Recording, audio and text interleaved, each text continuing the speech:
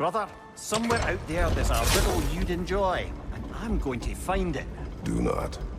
Once spoken, instantly broken. What am I? Silence. Correct! I was not answering the riddle. Ah, that's a good lass. Lovely creatures, but temperamental by reputation. In my land, they'd keep children away from the lost by telling them a kelpie would drown them. Of course, no kelpie I know would do such a thing. Unless it was disrespected. Well, that was educational.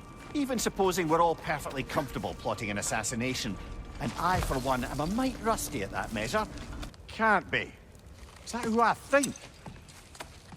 Oh, you shifty bastard. It's almost good to see you again. And for once in the shape of a man, or nearly. So that's how they got your head out of your ass. If Groa's prophecy is correct, perhaps my realm can finally know peace. Perhaps I can know peace. Forgive me for being a head on a belt, but haven't we all just established how prophecy is pure havers? So, a tunnel for liquor and explosives. Little on the nose for dwarven culture, isn't it? No. Truly? Not all of Odin's captives can be as charmingly voluble as myself. For you. No need to rehash ancient history if it's all the same to you. Atreus' mother was a giant, isn't that right? She was one of the Yogar. Yes. I didn't mean she was tall as a house. I know not all giants are giants. Not that there's anything wrong with the disparity in size. Or number of limbs, say. Nothing in the world. Good riddance, you feckless ball bag. Love. What now? The riddle. What gets bigger the more you take away? Love. What kind of chub-buffling relationships you been in, Mimir? That don't make any sense. Agreed. Oh, fun. I won't be lectured on the nature of romance by the two of you duffers. Yeah, it's bigger the more you take away.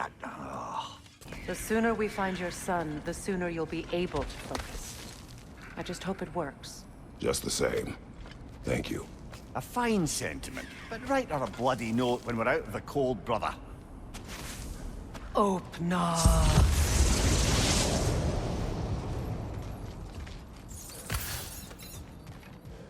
We found it. Ah, isn't it always the third place you look? Is everyone hearing that creepy whisper? It is like an itch in the mind. It means we've stepped into their domain. Be ready for anything. Illusions. Projections, possibly. But assume nothing. There's no telling what manner of creature they've made unwitting guards. Delightful. You didn't deserve such treatment. Did you? I will say, my view was a touch better than yours. We found him at the top of a mountain with tree roots wrapped all around him. The only way to free him was to... well, that. Highly pleasant. For all parties involved. This place almost looks familiar. But different. Like a confused memory. A rather hostile memory at that. There's that itchy sound again. Normally, I don't mind ladies whispering in my ear, but this is positively irksome. Anyone ever tell you that you babble when you're terrified? Terrified? I'll have you know I'm at the very most deeply apprehensive. And breaking tension with humor is the sacred duty of a traveling companion. How very dare you! Babbling! A door. Oh, that looks official. Lord Tyr. Is this an illusion? No, brother. No, I think it's the real deal. Mimir? Is that you, old friend? In all the important ways, aye. Very well. We will ask the dwarves. Ah, the inevitable asking of the dwarves. I must say, I think we make a good team.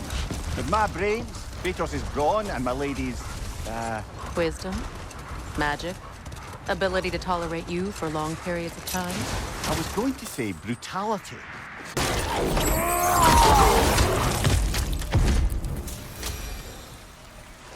Well, who's ready for some fresh air after that? Everyone? Thought so. Meeting the Lady of the Forge really brought back some memories. I thought it was only in my homeland you'd see such things. Mermaids who forge weapons. Aye. I remember very fondly a late nymph called Nimue. Very talented with a sword. Mimir. Like to spend it feeling something besides hate. Will you tell me one last silly story? There's nothing I'd like more. Except perhaps a dance. Though I may have lost a step.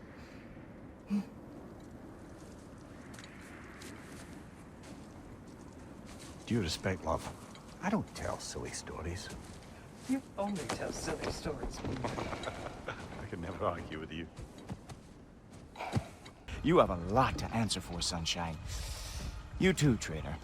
Better a traitor than Odin's lapdog. Well, I still want to hear how you did it. You mean how we did it? Ah, you heard me. And therein lies a tale. Oh, lad, your dad was just concerned. Though, now that you mention it... Mimir. Brother, please, it's all so crowded and tense back home. Don't you miss the three of us out finding our own adventures? Putting off the inevitable. Exactly. You're on fire, Kratos. It will pass. You did it, Master Kratos! A spectacular job! Keep it up and you'll become an expert in no time. Can't tell if he was patronizing or if that was just plain sad. Frost in my neck, stump! All thanks to that subtly deceptive prophecy. You've really got to write these stories down one day, Mimir. Well, I try. Jaw tends to get sore, but thank you, lad. There, fancy a riddle? If you fancy a boot to the head. Riddle solved. A net, lungs. No, that's rubbish. What? Brock's bloody riddle. What gets bigger the more you take away? I can't let that blue twat beat me. If you are this upset, he already has. Anyway, I'd promised to take these two to the tallest peak in the realms if they'd chop off my head and convince Freya to bring it back. Mimir, speak of Balder. I was getting to that. It wasn't all kill this, kill that. I should have guessed it was Sigrun helping you recover yourself. He's so loyal. Why? Clever. Oh. Mimir, you may tell a story, if you wish. Am I preferable to silence at last? A rare day. I'm touched. But since you mention it, there has been one on my mind of late. It goes back to my earliest days, when I had little more to do than observe the mortals who passed through our forest. One summer, a local laird of renowned eccentricity chose to sequester himself with a small coterie of kinsmen and followers. The aim of their woodland retreat was to achieve enlightenment through study and discipline. They took oaths to brook no distractions until they became wise men. Distractions. Women, drink, mostly women. As you can imagine, things deteriorated quickly. By autumn, tempers were frayed and wisdom remained in short supply. One day, I watched as the laird and his brother took their hunt. There they found, at the banks of a river, a lady as fair as any they'd left behind. She pleads for their assistance for fear the currents would carry her off if she tried to cross. The laird doesn't miss a beat. He hoists her onto his shoulders, carries her across, sets her down, doffs his cap, and fords back across to his brother, who is dumbfounded, can't even bring himself to speak. The day stretches on, the laird carries on hunting, and his brother quietly gnashes his teeth down to powder. Finally, the dam breaks. "Brother," he cries, "how could you do it after everything we've sacrificed? How could you break your vow like it was nothing, carrying that lass on your shoulders like you were a Shetland pony?"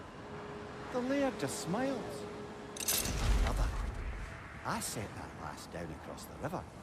'Tis you that carries her still." Oh, I got a chuckle. A rare day indeed.